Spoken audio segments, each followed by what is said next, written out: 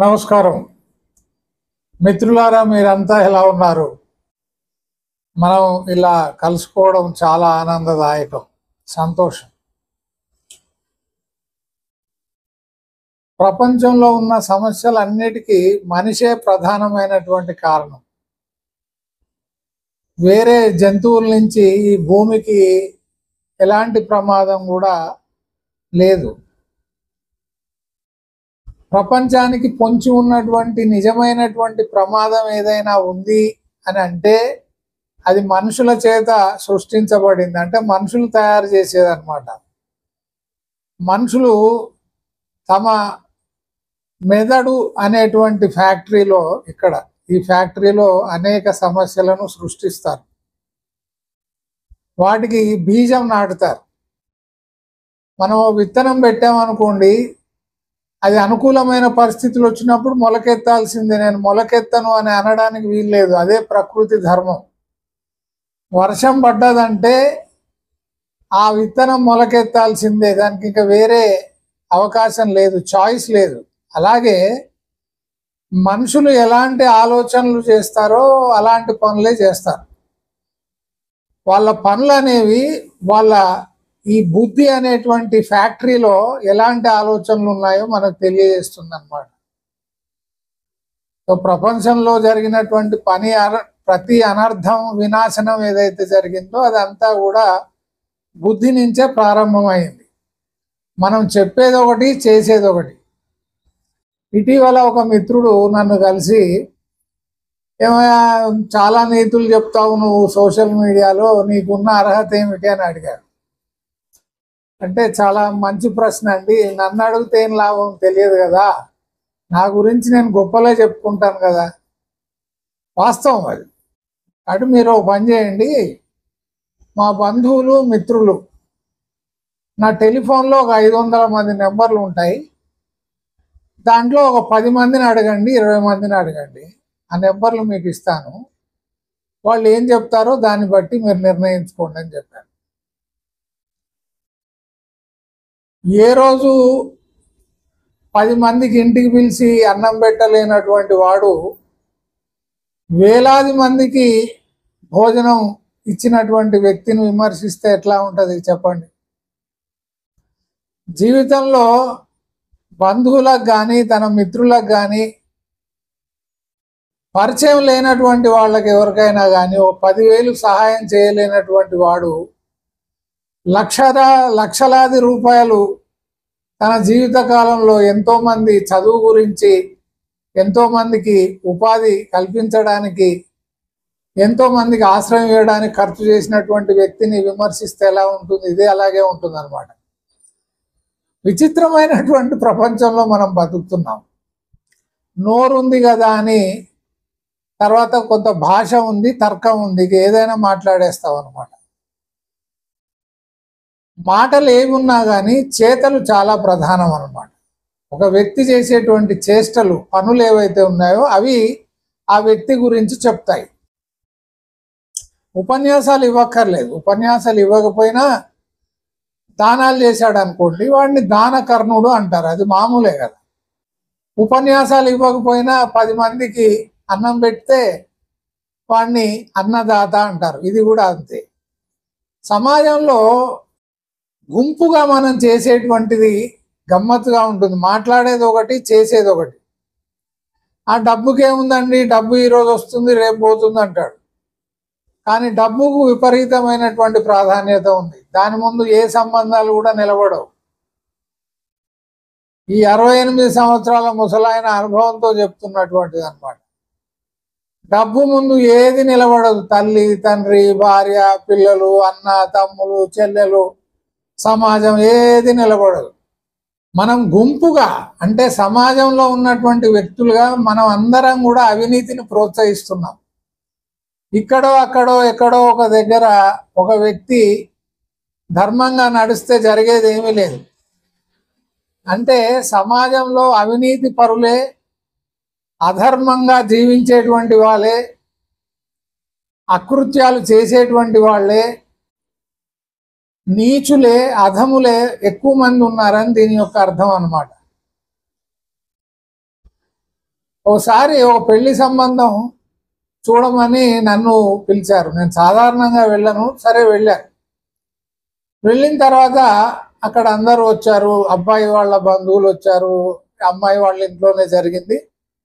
అబ్బాయి రాలేదు. అబ్బాయి ఒక గంట ఆలస్యంగా వచ్చాడు, బుల్లెట్ మీద వచ్చాడు ఆయన. అబ్బాయి అమ్మాయి ఒకరినొకరు ఇష్టపడ్డారు, తల్లిదండ్రులు ఇష్టపడ్డారు, నచ్చిందని చెప్పారు. ఇక కట్నం గురించి మొదలైంది.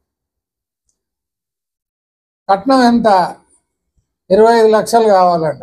అరే అదేమిటండి, అబ్బాయి అటెండర్ ఉద్యోగం చేస్తున్నాడు, జీతం వచ్చేసి 6,000 రూపాయలే, మరి 25 లక్షల కట్నం అడుగుతున్నారు అని అంటే నాకు ఆశ్చర్యం వేసింది. ఈ బుల్లెట్ మీద ఎట్లా వచ్చాడు 6,000 రూపాయలు సంపాదించేవాడు? అయితే ఆయన తండ్రి గర్వంగా చెప్పుకుంటున్నాడు అనమాట. కలెక్టర్ ఆఫీస్లో ఆయన అటెండరు, ఆయన జీతం 6,000, పై సంపాదన 25,000 అన్నాడు. పై అంటే నేను పైన చూస్తున్నాను ఇట్లా అమాయకంగా, పైనుంచి ఏమన్నా వస్తున్నాను. పై సంపాదన, పై.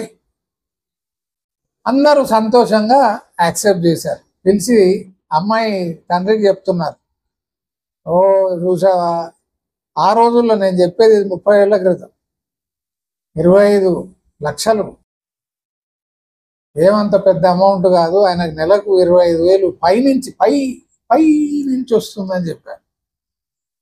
సో ఈ పై నుంచి కింది నుంచి ఇన్కమ్ను మనం యాక్సెప్ట్ చేశాం. లంచాన్ని, లంచగొండితనాన్ని, అవినీతిని మనం అందరం కూడా అంగీకరించామన్నమాట. మళ్ళీ మాట్లాడితే పొద్దున్న లేస్తే దేవుడు, ధర్మమే జయిస్తుంది, ఏ రోజుకైనా ధర్మమే నిలుస్తుందని పెద్ద పెద్ద డైలాగులు కొడతాం అన్నమాట. ఇంకా చాలామంది సక్సెస్ను కోరుకుంటారు. ఎందుకంటే సక్సెస్ గివ్స్ హ్యాపీనెస్ అనుకుంటారు. అంటే ఏదైనా అనుకున్నది సాధిస్తే దాని ద్వారా సంతోషం దొరుకుతుందని. సంతోషంగా ఉంటూ మనం అనుకున్న దాన్ని ఎందుకు సాధించకూడదు? చాలా జాగ్రత్తగా వినాలి. ఏదో సాధించడం ద్వారా సంతోషాన్ని పొందాలి అని అనుకుంటే ఆ సంతోషం ఎంతకాలం నిలబడుతుంది? ఉదాహరణకు ఒక ఇండిపెండెంట్ హౌస్ కొనుక్కుంటే సంతోషంగా ఉండొచ్చు అని అనుకుందాం. సరే, నీ దగ్గర డబ్బు ఉంటే కొనుక్కుంటావు, అది వేరే విషయం. కానీ ఇల్లు కొనడం ద్వారా సంతోషంగా ఉంటానని అనుకొని అక్రమ మార్గాల ద్వారా చేయకూడని పనులన్నీ చేసి అడ్డమైన దారులన్నీ దొక్కి ఆ డబ్బు సంపాదించి నువ్వు ఇల్లు కొన్నావు అనుకో, నీకు అది ఎలాంటి తృప్తిని ఇస్తుంది? ఆ సంతోషం ఎంతకాలం నిలుస్తుంది? నువ్వు చేసినటువంటి అవినీతి బయటపడ్డ రోజు నీ గతేమిటి? నీ మనస్సాక్షి నిన్నే పొడుస్తూ ఉంటుంది కదా, ఆ రోజు ఎవరికి చెప్పుకుంటావు? ఎప్పుడు ఇదే శరీరం, ఇదే బలం ఉండదు కదా. కాబట్టి సంతోషంగా ఉంటూ మనం జీవితంలో అన్నీ సాధించుకోవాలి. అంతేగాని ఏదో పొందడం ద్వారా మనం సంతోషాన్ని పొందుతాము అని అనుకుంటే అది భ్రమ. ఎందుకంటే ఆ సంతోషం ఎక్కువసేపు నిలబడదు, మళ్ళీ ఇంకొకటి కావాలి. ఎండమావుల్లాగా అన్నమాట. అంటే దూరంగా నీళ్లున్నట్టు కనపడతాయి ఎడారిలో, అక్కడికి పోతే నీళ్లుండవు. కాబట్టి గుంపులో గోవింద, గుంపు ఏ విధంగా చేస్తే మనం అలా చేయడం. అందరూ డబ్బు వెనకబడుతున్నారు కాబట్టి మనం డబ్బు వెనకబడడం, అందరూ కీర్తి ప్రతిష్టల వెనకబడుతున్నారు కాబట్టి మనం దాని వెనకబడడం.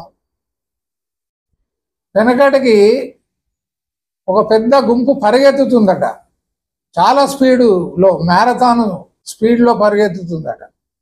నాలాంటి ఒక వెర్రిబాగులోడు, తలకాయ లేనోడు, నాలాంటి వాడు ఉంటాడు కదా, వాడు దాంట్లో ఒకటి నాపి, ఏమైనా ఎందుకు పరిగెత్తున్నారు ఇంతమంది చెప్పు అని అంటే, నన్ను ఆపకు, నా సమయం వృధా అయిపోతుంది, వెనకబడిపోతున్నాను అన్నాడు. అది ఏంటి వెనకబడిపోవడం ఏమిటే, అసలు ఎందుకు పరిగెత్తుతున్నావు అంటే, నాకేం తెలుసు, వాళ్ళందరూ పరిగెత్తుతున్నారు, నేను వెనకబడిపోతానేమో అని నేను పరిగెత్తుతున్నాను.